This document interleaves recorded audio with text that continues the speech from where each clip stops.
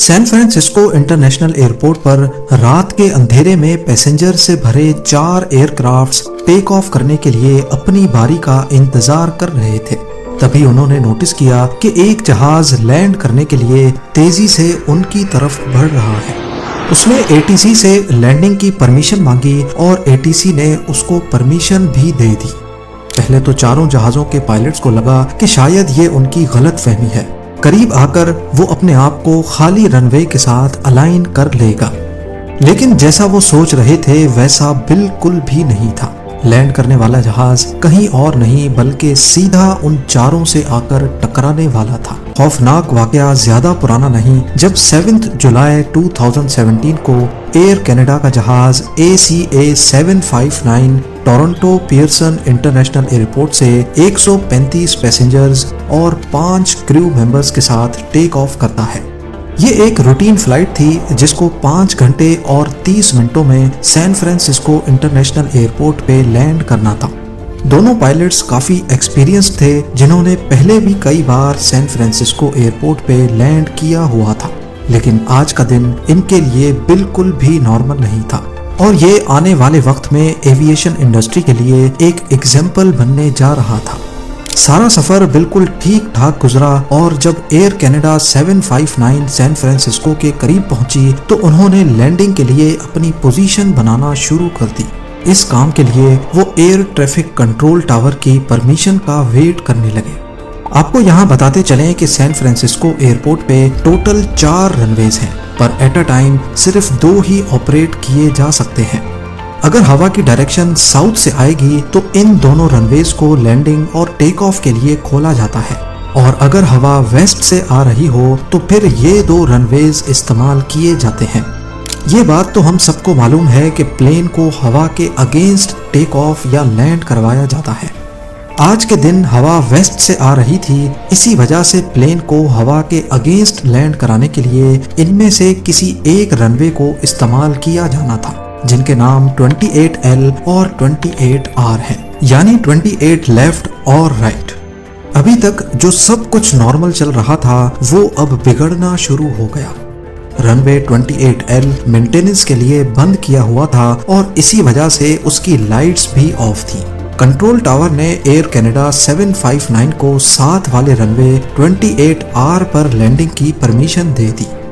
क्योंकि दोनों पायलट्स पहले भी इस एयरपोर्ट पर कई मर्तबा लैंड कर चुके थे, इसी वजह से वो एक्सपेक्ट कर रहे थे कि उनको रनवे की 2 पैरेलल लाइट्स नजर आएंगी, जिनमें से उनको राइट वाले रनवे पे लैंड करना है, और यहीं पर इनसे हुई पहली गलती। इन दोनों रनवेज के साइडों पे 2 टैक्सी वेज हैं जिनको ग्रीन कलर किया हुआ है।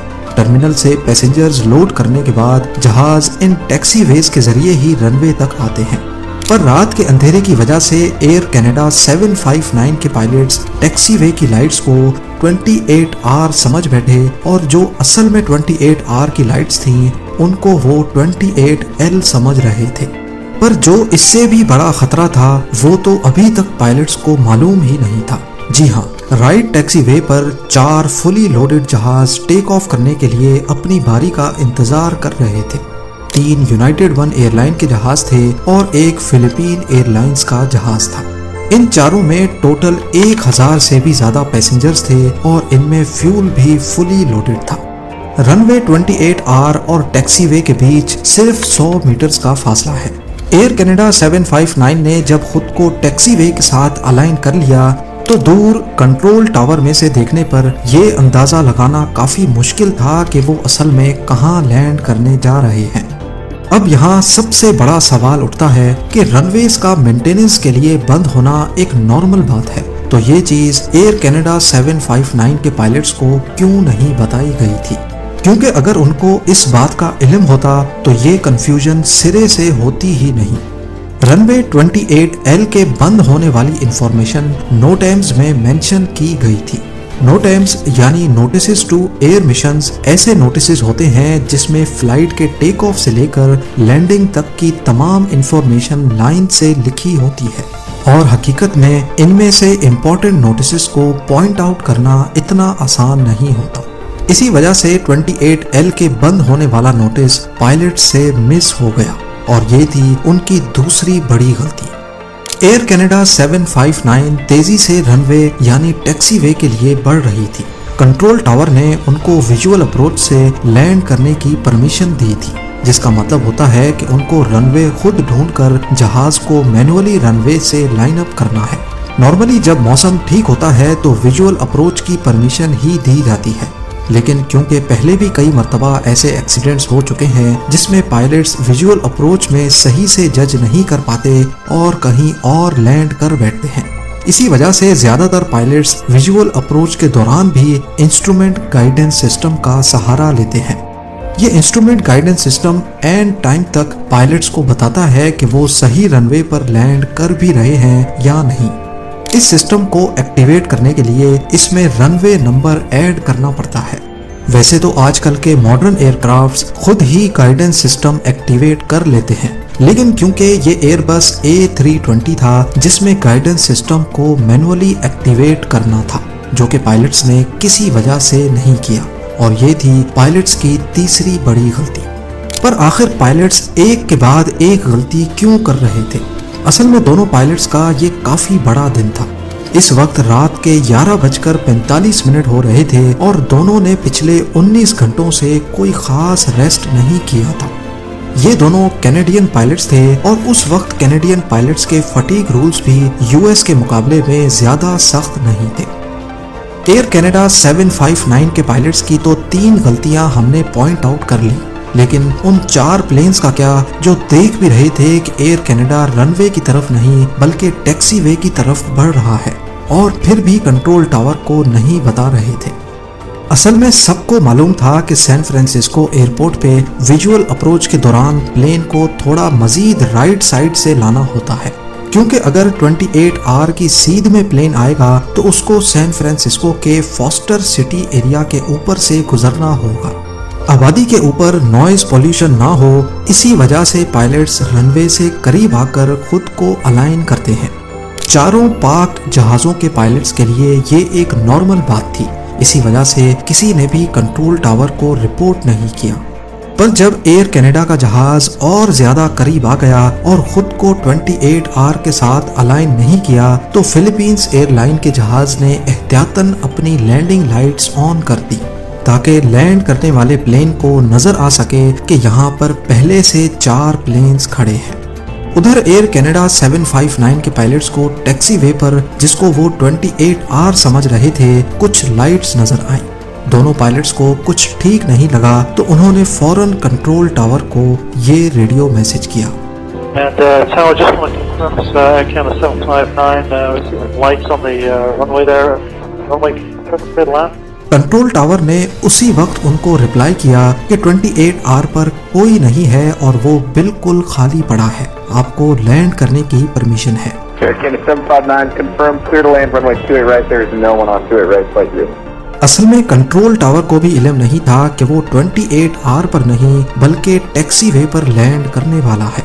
नॉर्मली इस सिचुएशन के लिए एक और कंट्रोलर भी होता है जो कि ग्राउंड पर ट्रैफिक को मॉनिटर करता है, लेकिन क्योंकि ये रात का वो वक्त था जब ट्रैफिक इतनी ज्यादा नहीं थी, इसी वजह से सिर्फ एक ही कंट्रोलर ये सब कुछ मैनेज कर रहा था।